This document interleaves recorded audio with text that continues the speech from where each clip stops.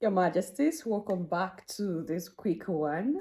I want us to just have a little discussion about something that is circulating right now. Because this is something that I've been pointing out for a long time now, especially if you've been here for some time on this channel. You know, we've been talking about how these are leaders in our motherland at the cost of the insult that we receive from Western leaders, Western bodies, especially from Macron. This is not the first time Macron is insulting Africa, and this is not going to be the last because he had done it before, and he knows the reason why he's doing it is because we have leaders who do not really know how to fix their priorities, right? Come to think of the realities before us, that we have someone like Macron who come out every day on mainstream media, on the public, and talk down on the motherland. It is because of the kind of leaders and the approach towards him.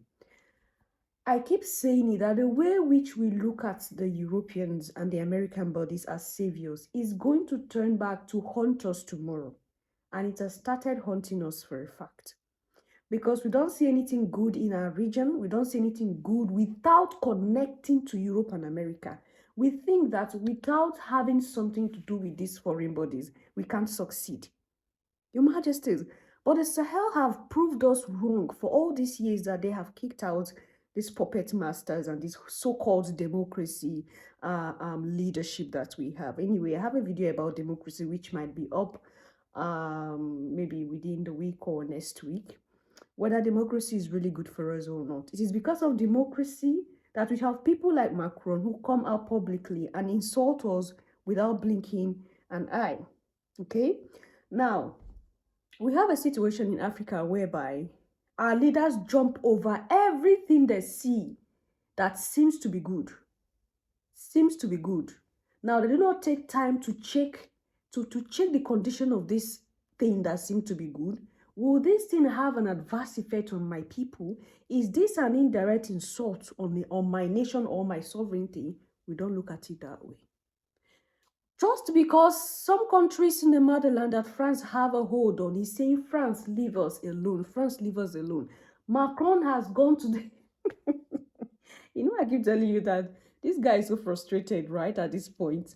He had done everything and it's not working. He has said Africa is his home and his continent. Still, oh, some Africans are saying, no, this time around, we're not giving you space.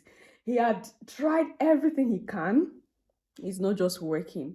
And he's so frustrated that he's using any means at this point to push his own point out there to the world, that Africa is ungrateful. Just imagine Macron saying that Africa is ungrateful to the French government for helping fight insurgency.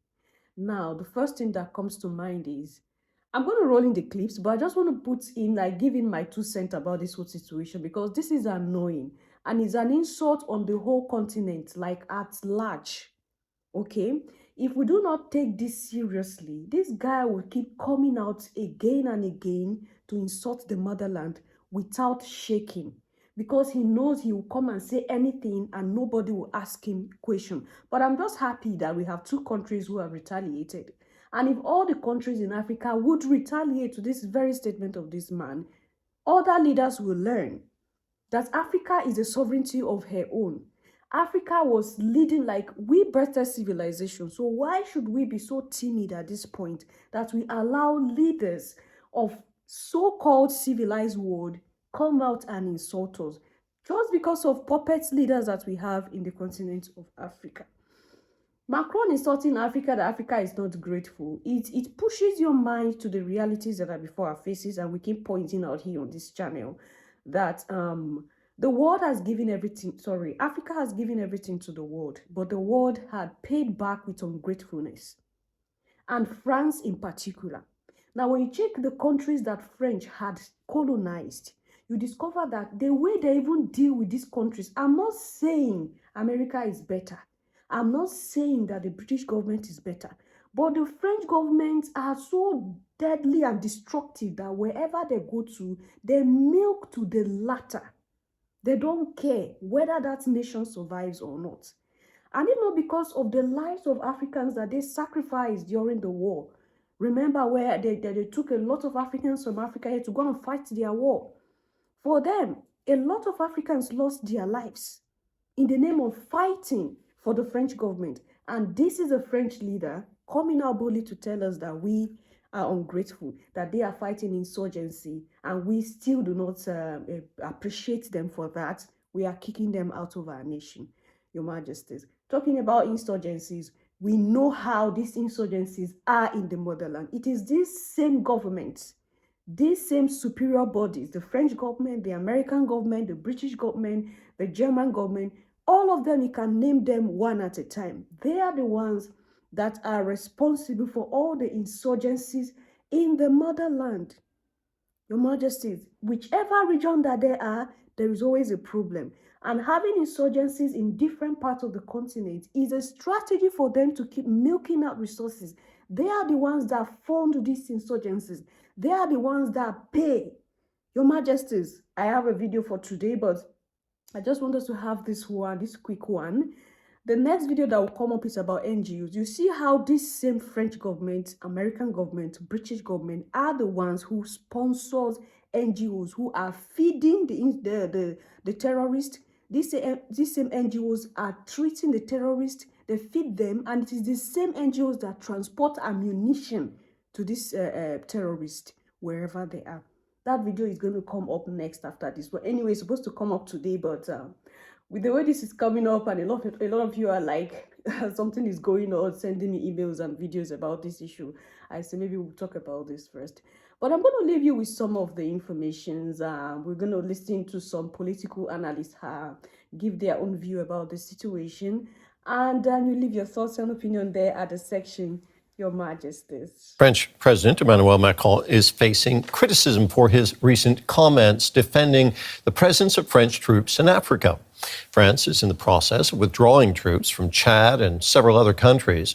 Macron sparked a backlash from several African leaders, accusing them of failing to say thank you to French troops battling Islamist insurgencies. We had a secure relationship. In truth, it was in two parts. One part was our commitment to fighting terrorism since 2013. We were right. I think some have forgotten to say thank you, but that's okay. It'll come in time. I'm in a good position to know that ingratitude is a disease that cannot be transmitted to humans. But I say this for all the African governments who've not had the courage in the face of public opinion to bear it, that none of them would be in a sovereign country today if the French army had not been deployed in this region. So, France is in the process of withdrawing troops from Chad, Senegal, and Ivory Coast, and has recently left Mali, Niger, and Burkina Faso. Here's a closer look at how France is grappling with waning influence in the region. More than 60 years after Chad gained independence from France, French troops are finally packing up to leave for good, as a growing number of African nations force their former coloniser to withdraw its military. Last month, Ivory Coast joined Chad and Senegal in cutting military ties following announcements from Mali, Burkina Faso and Niger. The move, dubbed Frexit, comes amid growing local resentment towards France. French troops stayed on in West Africa after it ended its colonial rule in the 60s. And French soldiers have been fighting alongside local forces for decades.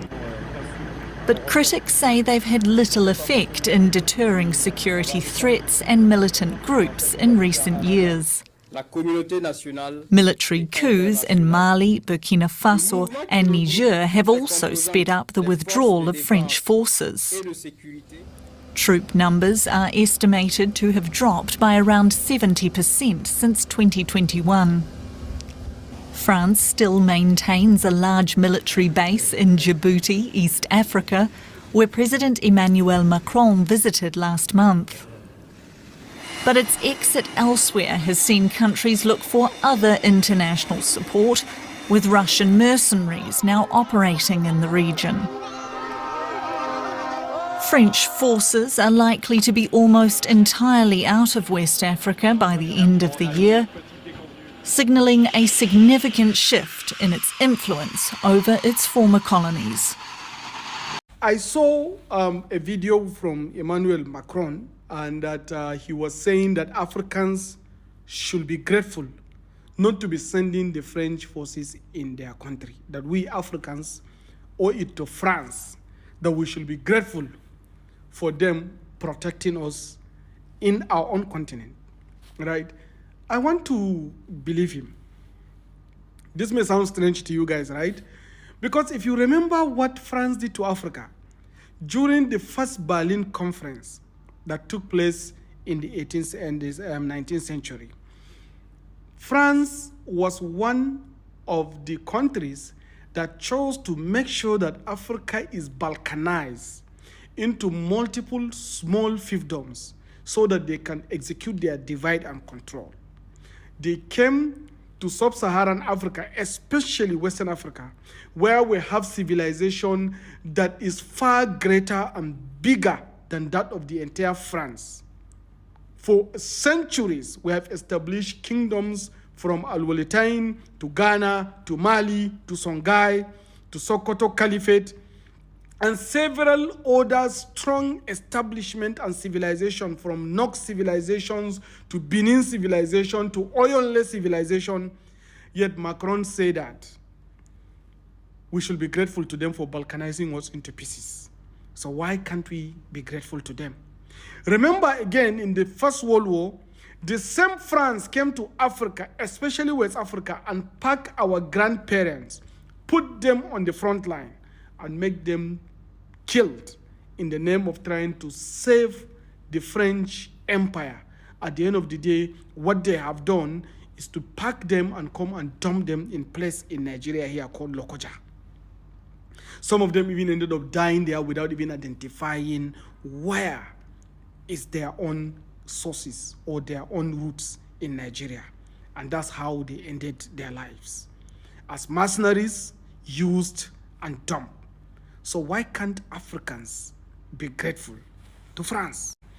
Another important thing again is the Second World War. We know what happened to the Senegalese in Camp de Traoré. They carried these young people, put them on the front line to defend France against the German incursion, the Nazi German incursion in their country.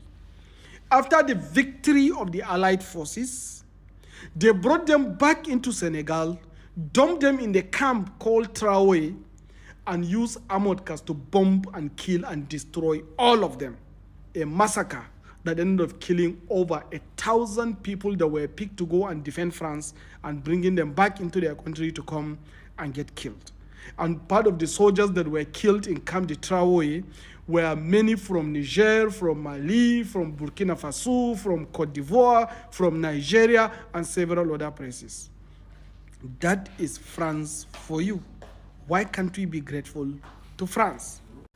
Again, remember when we got our independence in the 1960s, the French came into our continent and denied us our culture and our tradition and our values, and they bring their cultures of fraternité, égalité, and every other thing, create a policy of assimilation so that we can systematically forget ourselves, and then create a monetary, defense, and foreign policy program that makes us to not to participate in what happened to us externally as continent and as countries.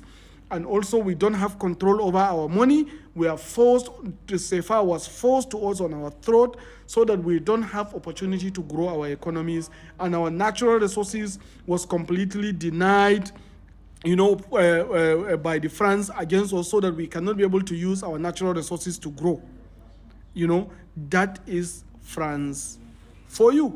And I also saw again that we need to be very grateful to them. Remember when they came to Africa with Operation Balkan Forces, the terrorist attack in Africa at then was just Al-Qaeda in the Maghreb, Ansar Dine, and Boko Haram. Operation Balkan Forces was still within Africa when Boko Haram was able to capture nearly 27 states, local governments in Borno State. Operation Balkan Forces was there when you have high level of terror attacks in Mali, high level of terror attacks in Niger, in Cameroon, in Chad.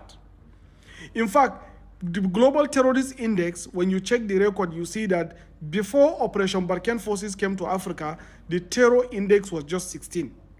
And by the time they started exiting Africa in 2022, the terror index in Africa was 58. So I don't know why we cannot be grateful to a country that makes terrorists to be much more stronger in our backyard than the way it was before they came. So why are Africans asking the French to go? That is why I think we should be grateful to France. Finally, when an empire is going down, this is what you see: trading blame games and pushing for finding who to blame. Because I see this as an affront towards Africans, believing that we are incapable of running our country ourselves, incapable of running our government without them, is also one of the most confrontational things that we, the future Africans, should not tolerate.